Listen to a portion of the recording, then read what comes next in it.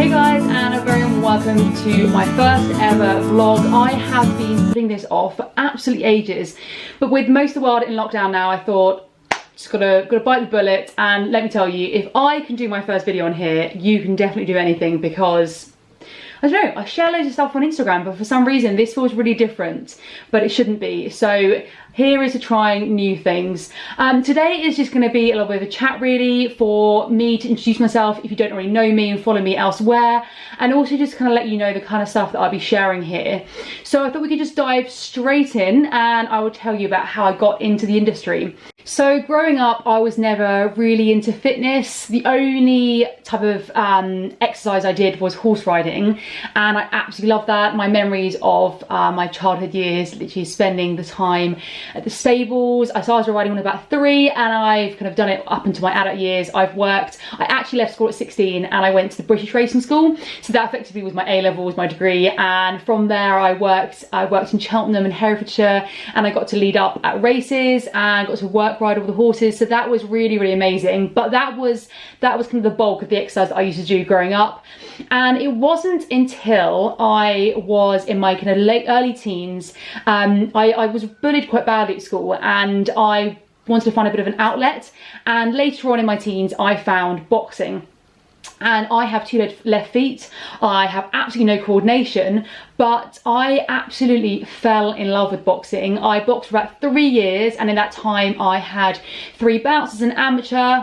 I did win them, but that was really amazing. I fell in love with the discipline, the dedication you had to put into boxing to be able to win your fights, and just the fitness element of it, because it was my body and my mental state at its absolute peak.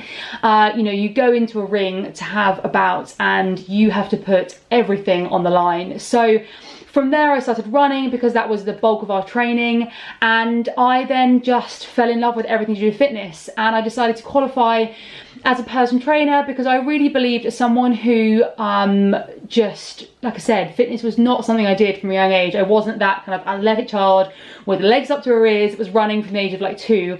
That just wasn't my upbringing. So I really believe that if I could get into it, if I can get into fitness, that anyone else could.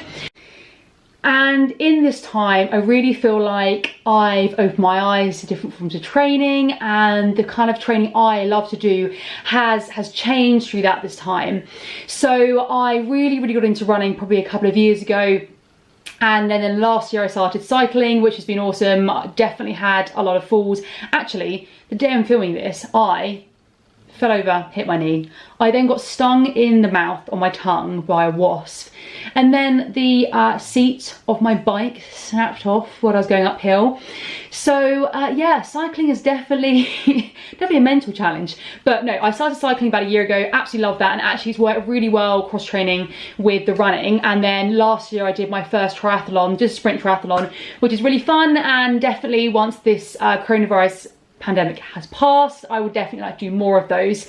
But that is my kind of main passion. I love being outdoors. I think just having that ingrained for me from a really young age has just stuck with me through my teens, through my 20s, and I love spending time outdoors. So a lot of the strength training that I do to really help me with my running, with my cycling.